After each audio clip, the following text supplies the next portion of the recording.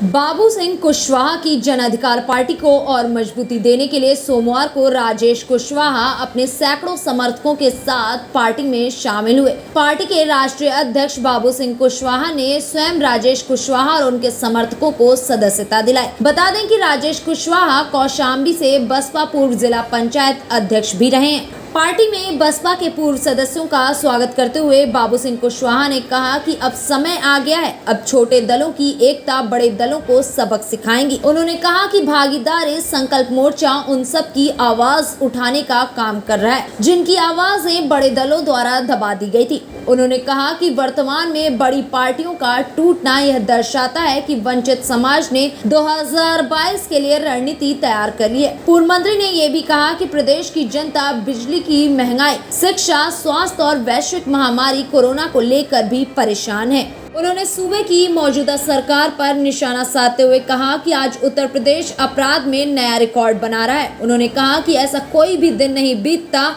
जिस दिन प्रदेश में कोई आपराधिक घटनाएं ना होती हो। जन अधिकार पार्टी मैंने 16 में जब मैं जेल में था, उसी के कुछ समय पहले जेल में रहते रहते हम लोगों ने बना लिया था अपने साथियों के साथ मिल करके। और जेल से निकलने के बाद हम लोगों ने जन अधिकार पार्टी को लेकर के पूरे प्रदेश में आम लोगों के बीच में गए और हमको पूरा समर्थन मिल रहा है, पूरा लोगों का आशीर्वाद मिल रहा है। आपकी ये बात कि बहुजन समाज पार्टी के बाद हमको ये बनाने की ज़रूरत क्यों पड़ी, इसका उत्तर तो मुझसे बेहतर आप लोग जानते हैं। बहुजन समाज पार्टी की जो विचारधारा थी, जिस विचारधारा के साथ हम लोग बहुजन समाज पार्टी मानवर कांशीराम साहब के साथ जुड़े थे, वो विचारधारा हमको ऐसा नहीं लगा कि वो विचारधारा बहुजन समाज पार्टी में बची।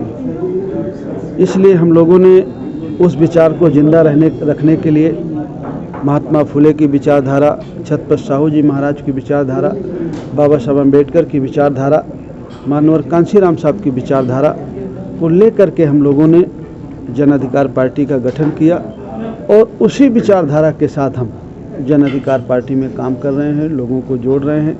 और ये हमारी कोशिश है कि इस देश का जो वीकर सेक्शन है, गरीब है, पिछड़ा है, दलित है, अक़लियत है, किसान है, मजदूर है, उनको, जिनको देश की आज़ादी के 74 साल भी बीतने के बाद भी जो हमें संविधान में अधिकार प्राप्त है वो आज तक नहीं मिले हैं। इस बात को समझ करके कि अगर हमें संविधान में लिखे हुए अधिकार पाना है तो संविधान लागू करने की जिम्मेदारी उन्हीं की हो जिनको हम वोट के जरिए जिता करके लखनऊ में और दिल्ली में लोकसभा में भेजते हैं। और जब तक गरीब और पिछड़े लोग, दलित लोग जीत करके नहीं जाएंगे, तब तक उनको ये हक अधिकार नहीं मिलेगा।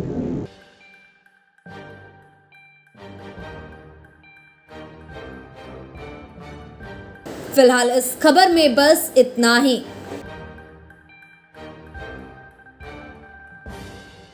देश की राजनीति की दिशा तय करने वाला प्रदेश उत्तर प्रदेश। यहाँ की हर छोटी बड़ी खबर से आपको कराएंगे रूबरू। LNV इंडिया, आपका अपना न्यूज पोर्टल। लॉग इन करें www.lnvindia.com।